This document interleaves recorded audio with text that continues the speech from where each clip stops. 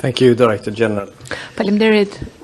Dear Minister of Finance, Nderuar Zoti Ministri I Financave, Minister of State for Local Governance, dear Director Generals, të nderuar drejtor të përgjithshëm, të nderuar të ftuar, kolegë, very happy to be here and to jam shumë I lumtur që jam këtu see the huge interest in dhe që this, shoh një interes kaq të subject madh në këtë and in temë this project. dhe në këtë projekt. And as I say to everyone who Dhe doesn't siç ja work with them të taxes, gjithëve që nuk taxes punojnë me taksat, taksat janë gallat and they are important. dhe janë të rëndësishme. It's a pleasure to stand here Është kënaqësi që with you today jam këtu sot as me we ju mark the conclusion of a long and meaningful për cooperation të on festuar Albania's property tax arritjen reform. dhe lançimin e reformës së taksës së pasurisë në Shqipëri. Ministry of Finance Një udhëtim outreach already in 2015 I cili ka nisur kur Ministri I Financave na kontaktoi në 2015 për t'i dhënë formë projektit ProTax Shqipëri në 2018. I'm proud that Sweden Jam has krenar që accompanied Suedia Albania e ka throughout shoqëruar this, sometimes Shqipërinë në këtë challenging, udhëtim. Ndonjëherë ka but qenë also sfidues, deeply rewarding process. por dhe njëkohësisht një proces Strengthening of thellësisht local shpërblyes. self-governance is an EU requirement, which Të will be arrihet achieved by vetë increasing qeverisja fiscal është kërkesë nga autonomy Bashkimi of Evropian local governments. dhe kjo kërkon që të arrihet autonomi fiskale. BE-ja dhe partnerët ndërkombëtar të rëndësishëm si Banka Botërore FMN-ja na kanë këshilluar që një implementim I duhur I sistemit të taksës së pronës me vlerën e tregut është baza për të ardhurat të qëndrueshme për njësitë e qeverisjes vendore. Por vetëm të ardhurat, siç u përmend, nuk është I vetmi objektiv.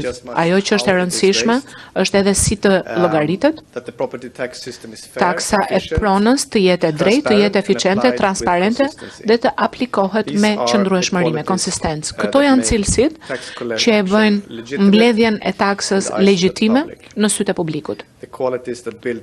Cilësitë që ndërtojnë besim në institucione, cilësitë që sjellin Shqipërinë më pranë standardeve europiane.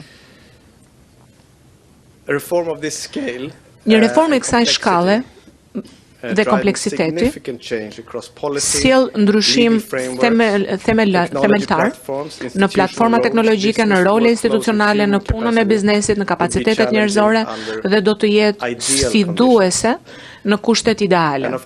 Dhe sigurisht, përpjekjet dhe progresi në Shqipëri janë ndikuar nga tërmeti, pandemia dhe të gjitha luhatjet globale ekonomike. Por, si partner ne kemi arritur të fitojmë forcë dhe ta mbikalojmë.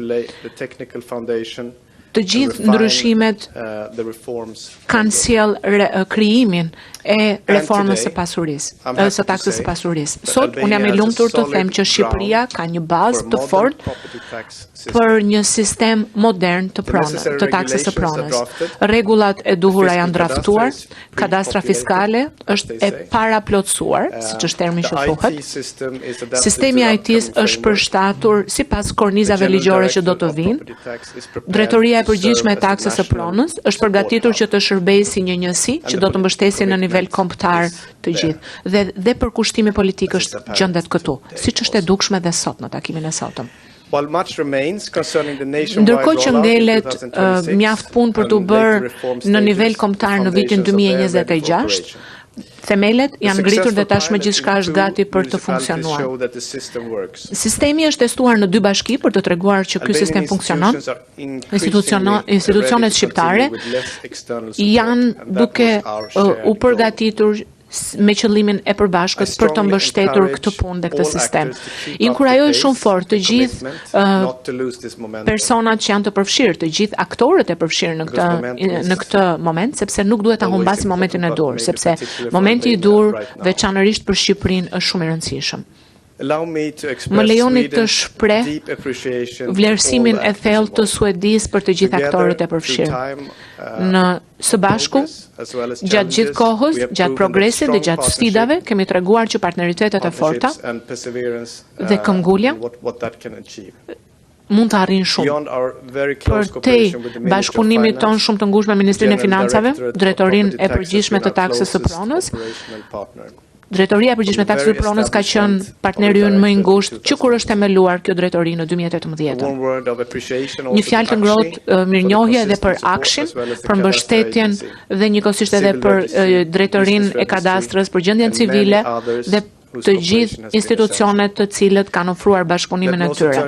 Vetë agjencia ka ndryshuar, ka pësuar ndryshime, ka kaluar transformim dinamik edhe në Suedi në 30 vitet e fundit. Ka qenë një agjenci të cilën të gjithë e kishin frikë dhe është kthyer në një agjenci që tashmë është institucioni publik më i besuar në Suedi. Dhe unë kam një libër këtu që e përshkruan këtë ndryshim. Është pak i veçuar nga tema e taksës së pronës, por unë kam këtu 2 kopje që do doja t'ia dhuroja 2 ministrave dhe mund të jetë interesante edhe për ta.